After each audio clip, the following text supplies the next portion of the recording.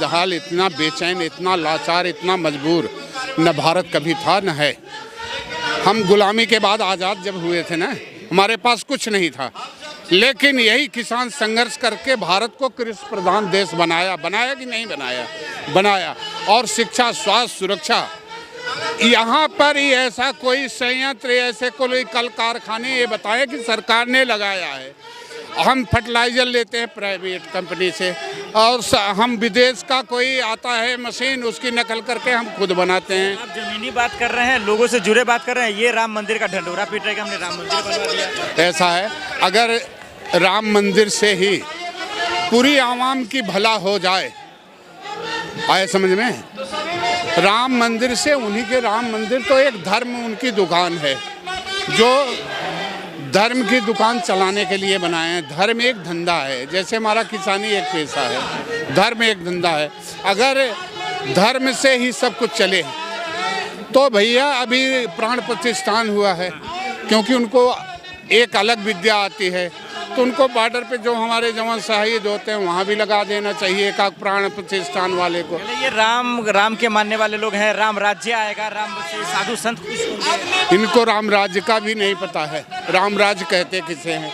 राम राज्य का मतलब होता है न कोई भूखा रहे, न कोई दीन दुखी रहे, बहन बेटियों की इज्जत सुरक्षित रहे, और जीव जंतु तो छोड़ो, पशु पक्षियों की भी सुरक्षा होनी चाहिए। राम राज्य इसको कहते हैं। ये तो कुछ से समझ में नहीं, हर आदमी परेशान है, मजबूर है, लाचार है, और ये राम राज्य, राम राज्य, राम राज्य। उस दिन आपने देखा होगा कि जश्न मनाने वाले कौन थे? साधु थे, संत थे, एक से बढ़कर एक लोग सब आए हुए थे। उसमें भी मैं आपके माध्यम से बताना चाहता हूँ, उसमें भी ये नहीं, ये दिखावे के फोटो में थे, इनकी औलादें नहीं थी। उसमें भी यही बहुजन ओबीसी के लोग ही झंडा लेके जय श्री राम, जय श्री राम कर रहे थे।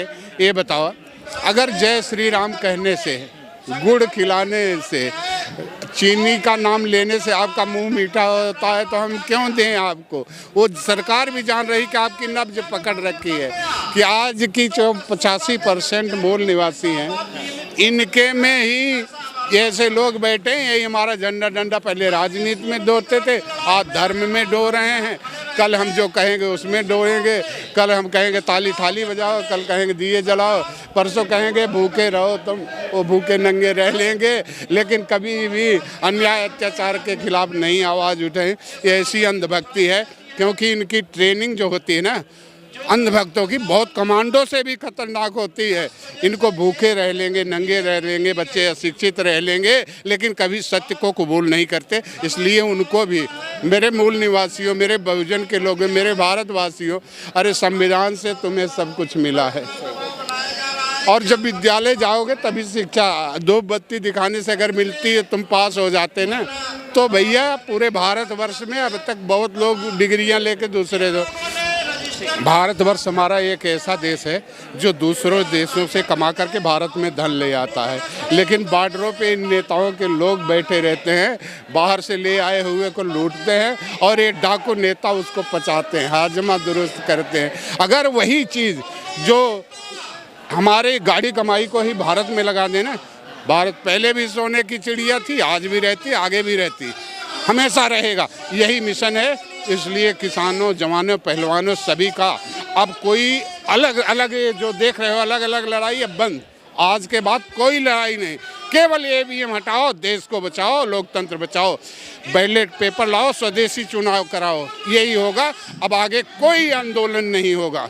सभी देशवासियों से मेरा ये आपके माध्यम से मैसेज है, पूरे भारतवर्ष में इसको फैलाओ, और आगे केवल इलेक्ट्रिक मशीन हटाओ और ईवीएम लाओ।